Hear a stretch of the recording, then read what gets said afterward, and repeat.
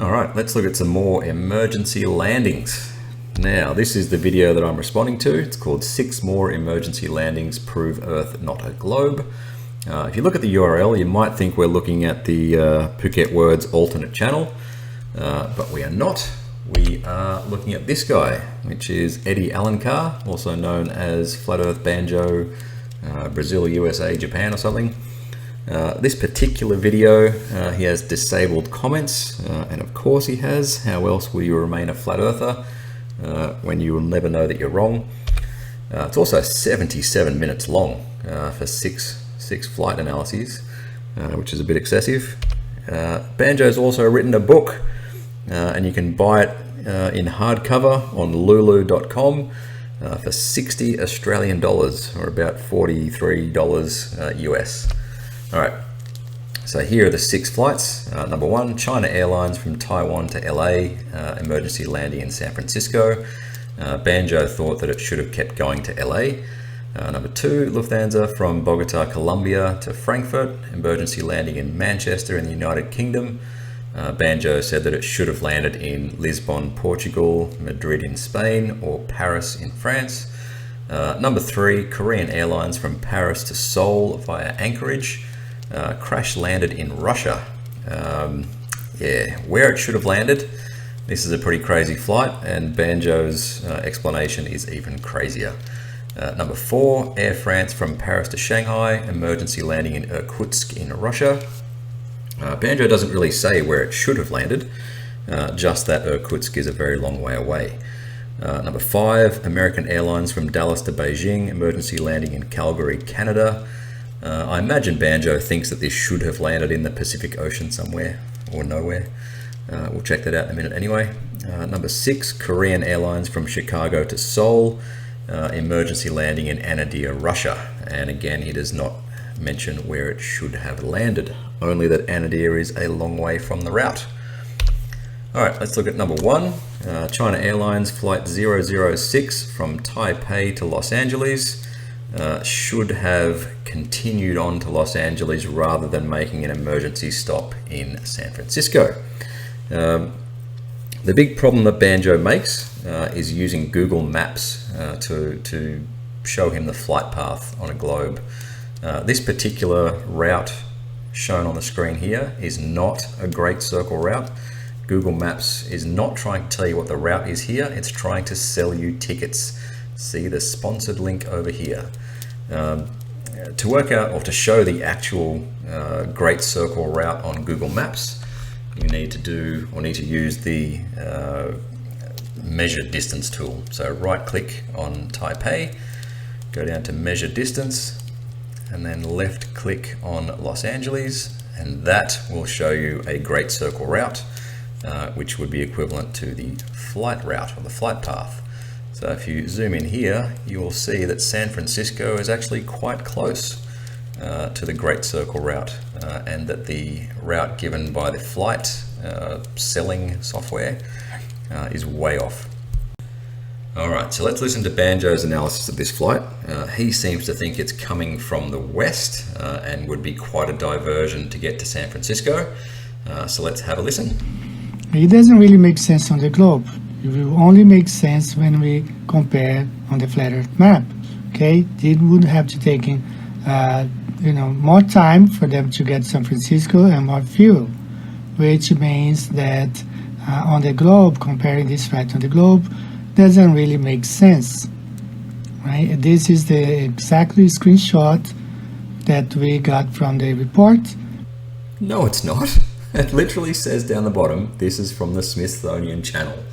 And secondly, this up here where you're pointing is not San Francisco. This is Oregon. If you want to know where San Francisco is, it's around about here. And even the front page of the NTSB report makes it clear. It's 300 nautical miles northwest of San Francisco, California. First page. The flight was uneventful until just west of reporting point Redu, about 300 nautical miles northwest of San Francisco. And you can actually look up where this waypoint is. Here it is here. So the flight was just west of Redu.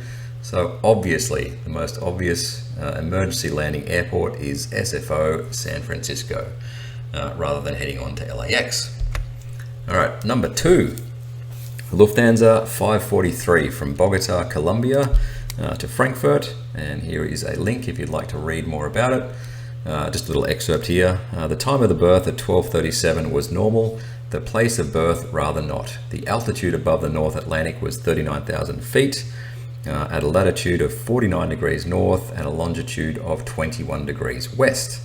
To place the mother and her child into medical care as soon as possible, the captain decided to make a stopover in Manchester in the United Kingdom, where they landed at 13:09 local time, now with 192 passengers on board.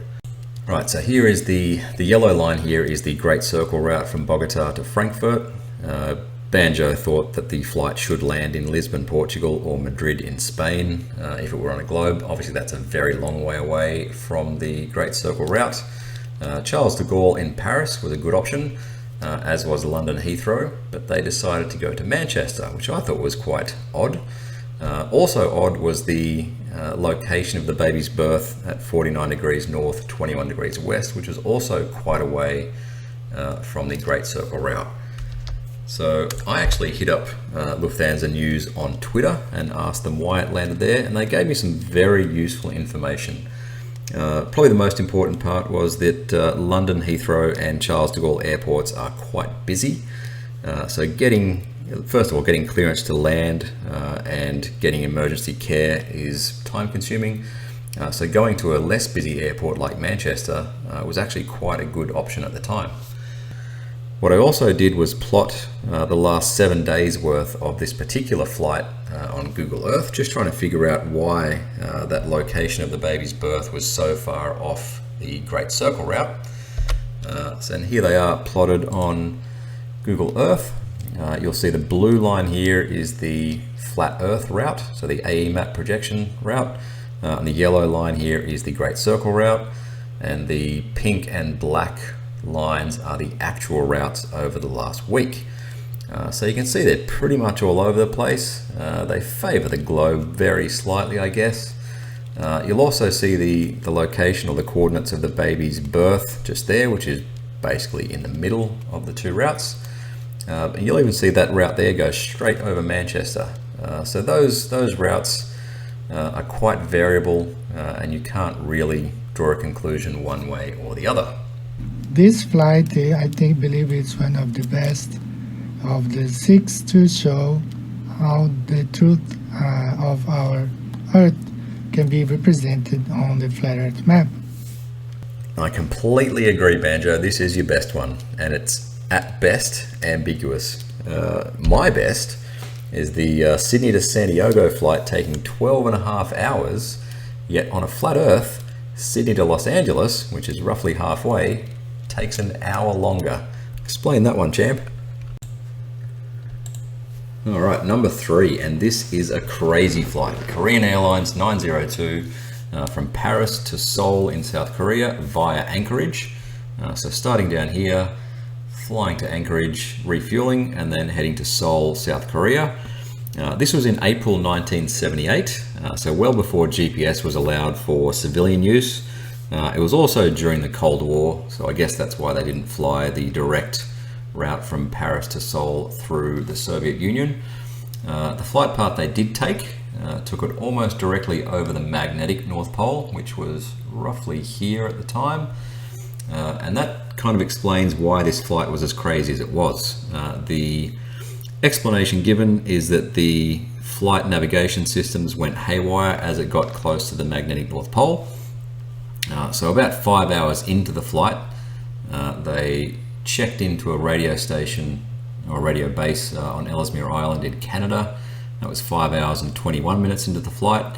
For some reason, shortly after that, they did a big right-hand turn and started heading towards the border of Finland and Russia. It entered Soviet airspace approximately 8 hours into the flight, where it was intercepted by Russian fighter jets. There are some rumors that it was actually shot at, and it was forced to crash land somewhere here.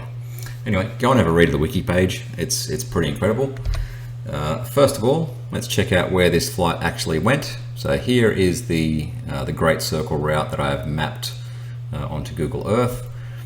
Here is actually a diagram of where the magnetic North Pole has shifted over the last century or so. So you can see at 1978, when this flight was around, that's where the magnetic North Pole was, which is roughly here. So this flight did go quite close to the magnetic North Pole, and because this was pre-GPS, their navigation systems did rely somewhat on compasses.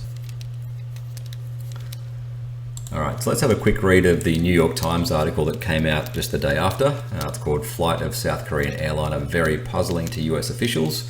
And I want you to take note of the radio contacts that were made.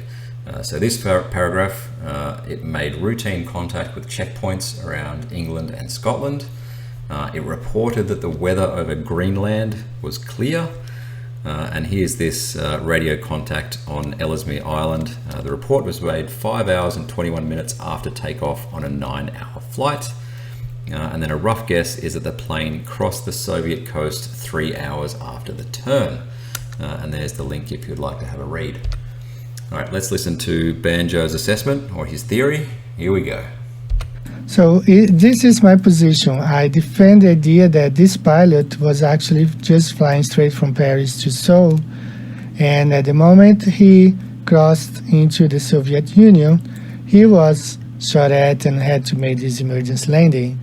Quite frankly, that's a freaking ridiculous theory, Banjo. I mean, to accept your theory, you really need to deny all the evidence. And if that's not a great metaphor for flat Earth in general, then I really don't know what is. All right, number 4, Air France 116 Paris to Shanghai, which landed in Irkutsk. This is again another example of Banjo using Google Maps flight paths when he should either use the measure distance tool or he should use Google Earth. So this flight landed in Irkutsk, which is here, obviously very close to the actual Great Circle route rather than the route given by Google Maps. Number 5, American Airlines 263 from Dallas to Beijing landed in Calgary. So this is the flight path given by Google Maps, which is crap. The actual flight path, either using the measure distance tool or Google Earth, goes quite close to Calgary, which is where it landed. Number 6, Korean Airlines 38 from Chicago, way off the screen to the right, over to Seoul, way off the screen to the left. Again, here's the comparison between the flight routes given by Google Maps and by the measure distance tool or Google Earth. And it landed in Anadyr, Russia, which again is quite close to the Great Circle route. All right, so the big takeaway of this video: Banjo, don't use Google Maps for flight paths.